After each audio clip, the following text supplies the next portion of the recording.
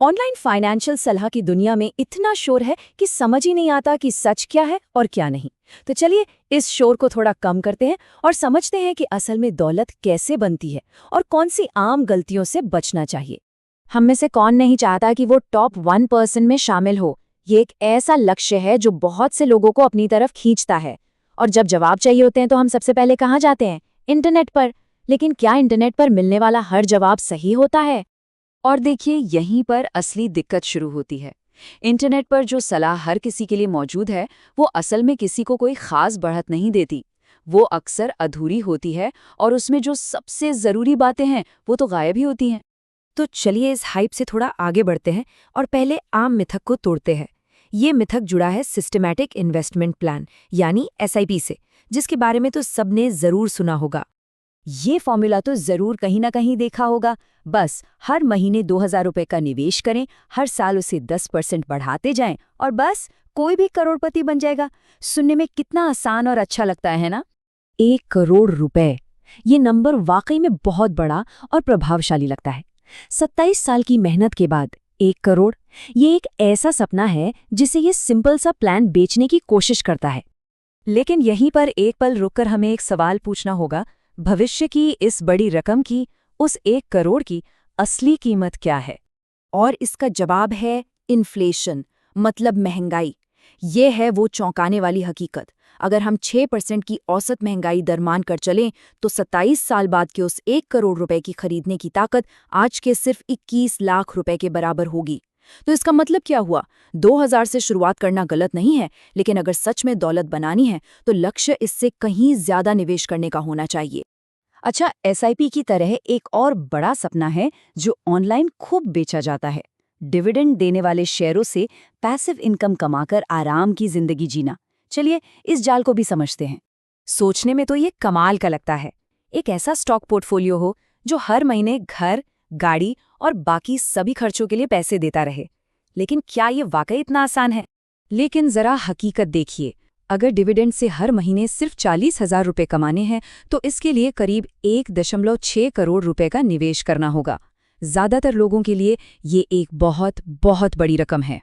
इसको ऐसे समझिए, इक्विटी इन्वेस्टमेंट एक रॉकेट की तरह है जिसका मकसद है आपकी पूंजी को आसमान तक ले जाना। वहीं डिविडेंड एक घोंगे की तरह है जो मुनाफे को धीरे धीरे बांटता है, और ये अक्सर उन कंपनियों से आता है जो खुद भी धीमी गति से बढ़ रही होती हैं। तो इस बात को हमेशा याद रखिए, इक्विटी का असली मकसद पैसिव इनकम नहीं बल्कि लंबी अवधि में पूंजी को बढ़ाना है, यानी कैपिटल एप्रिसिएशन। डिविडेंड्स एक बोनस की तरह हैं, लेकिन वो मुख्य इनाम नहीं है। चलिए अब बात करते हैं एक ऐसे साइलेंट वेल्थ किलर की जिस पर अक्सर किसी का ध्यान नहीं जाता।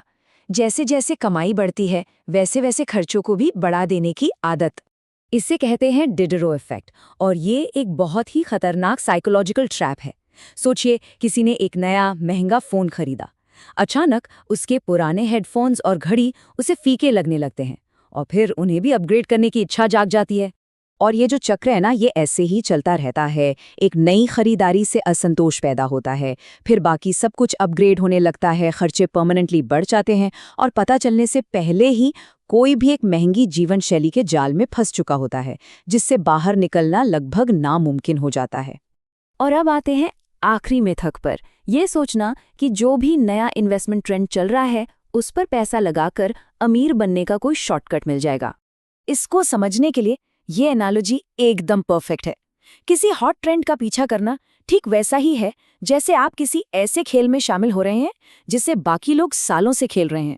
शुरुआत हमेशा एक नुकसान के साथ ही होती है। ये देखिए, ये है मार्केट साइकिल का एक क्लासिक मॉडल। शुरुआत में सिर्फ एक्सपर्ट्स निवेश करते हैं, फिर स्मार्ट मनी आता है, और जब तक मीडिया और आम जनता की भीड़ उमड़ती है, यानी मेनिया का दौर आता है, तब तक तो पार्टी लगभग खत्म हो चुकी होती है। इस समय निवेश करना मतलब बुलबुले के फटने का इंतजार करना है, जहां देर से आने वालों को सबसे ज्यादा नुकसान होता है।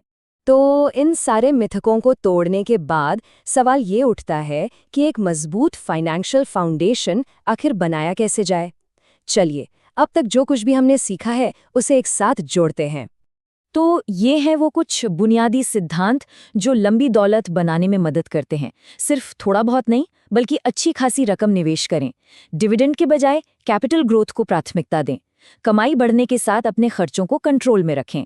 अपने निवेश में डाइवर्सिटी लाएं और शॉर्ट टर्म ट्रेंड्स के पीछे भागने के बजाय हमेशा लंबी अवधि के लिए सोचें। और आखिर में एक बहुत ज़रूरी बात, जो दौलत बनाने के पूरे मकसद को एक नया नज़रिया देती है। ये सिर्फ पैसे जमा करने के बारे में नहीं है, बल्कि इसका असली मकसद है व्यक्तिगत स्वतंत्रता और मन की शांति हासिल करना।